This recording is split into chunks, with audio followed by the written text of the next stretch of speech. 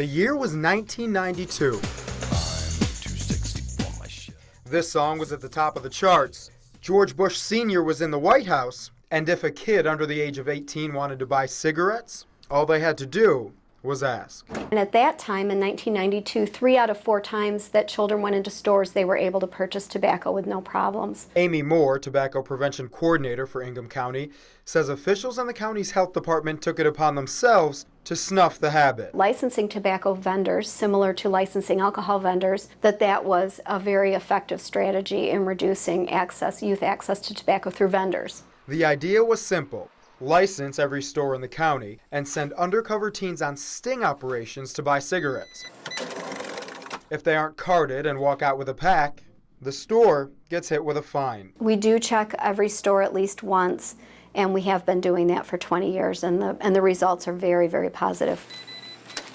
Moore says since 1992, when the tobacco prevention program started, sales rates to minors has gone from 74% to just over 9%. So out of 270 visits, 25 stores sold. If a store is a repeat offender, it can lose its license altogether. Moore says it's not common, but it happens. So in 20 years, there's been 8 stores that have had a license suspension. Moore says the threat of losing a license has kept Ingham County stores honest, and the proof is in the numbers. In 17 of the last 20 years, Ingham County tobacco sales to minors was lower than the state average. Most years, it's significantly better. As long as we have this program in place, we know that more kids will be safe in our community, and we're very lucky in Ingham County to be licensing tobacco vendors.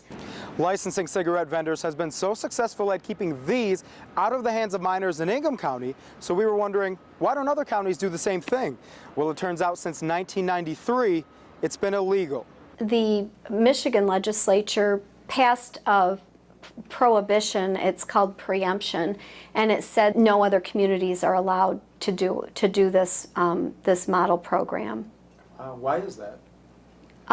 Probably tobacco industry power. The only reason that local governments in Michigan are prevented from having this authority to protect their citizens is because the tobacco industry lobby came into Michigan in the 1990s and used its influence to convince our state leaders, our legislators, to enact this prohibition, this preemption. Cliff Douglas, now a professor at U of M, was the former assistant director of the National Coalition on Smoking Health.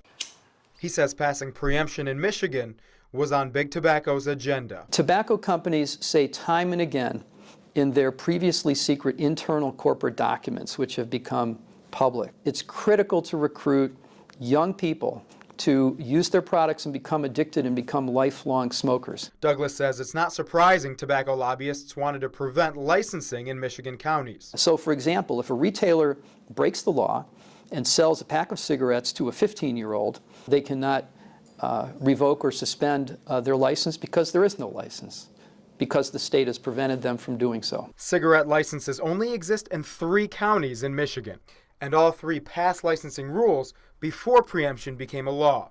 Ingham happens to be one of them. We've seen a significant difference between a county like Ingham, where they were permitted to continue using licensure as a tool, and the vast majority of jurisdictions around Michigan which lost that right. The way it works in real life, unfortunately, is that money talks. And when the tobacco industry lobby comes in, then they will often get their way. If local governments in particular had not been preempted, they would have had fewer kids who would have become addicted to this product that eventually will kill 1/2 of them.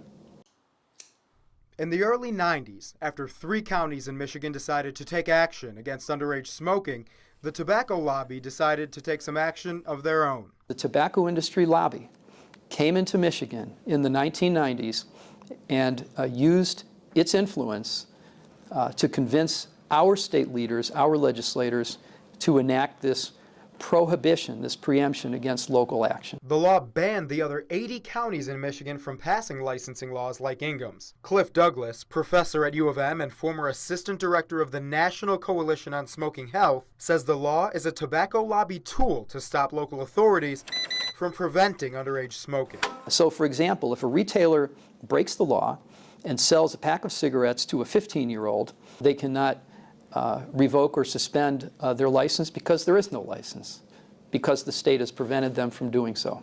According to these tobacco companies' internal memos, which are now public, they were heavily involved in discussions that led to preemption.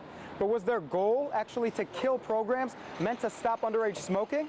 Well, we went to the source to find out. So if you got a bunch of regulations that are different in every county and every city, and no one knows what the rules are, what are you creating? You're creating well-intended though they may be, you're creating an industry that's unenforceable. Pat Laughlin was a lobbyist representing the Tobacco Institute in the early 90s. His name was on multiple memos addressing preemption. He says licensing cigarette sellers doesn't make them more accountable. It adds unnecessary regulations. But the goal was to create so many hurdles that tobacco would not be sold in stores. So on behalf of the Tobacco Institute, Laughlin says lobbyists helped organize a preemption deal in exchange for a higher tax on cigarettes. You have to understand there's a difference between legal product and illegal product. This is still America, I think. I asked Laughlin about one memo in particular. In it, tobacco companies label Michigan a top priority for preemption because its local governments were proactive in licensing cigarettes. Was that conveyed to you also, that Michigan is a state where its local governments are more active? No. I mean, first of all, it was a long time ago, but no, I didn't see. Is my name on that memo? Because I probably didn't see it. Okay, not this one. No. You want me to look at it? You can if you'd like to.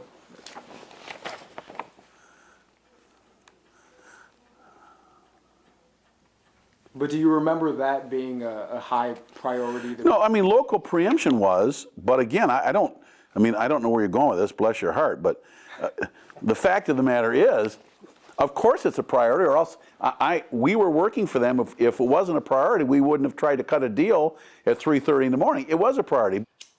Laughlin says preemption was also important for preventing black markets for cigarettes. He says too much regulation meant to keep minors from smoking may just push them to get cigarettes elsewhere. And if you make the laws and regulations so onerous, you'll have created a cottage industry, the illegal importation and smuggling of tobacco products. And they're not going to be too concerned about who they sell it to.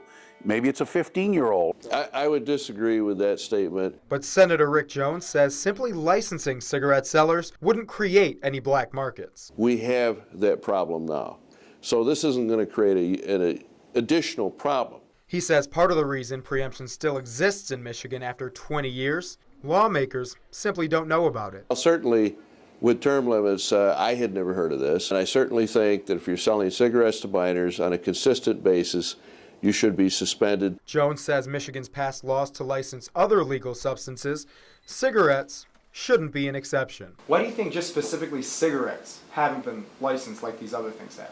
I can only speculate that 20 years ago they had a very strong lobby. And 20 years later, Douglas says legislators need to do more to address the 20 million minors still buying cigarettes in Michigan. The laws against those sales are either not being upheld or they're just simply being ignored.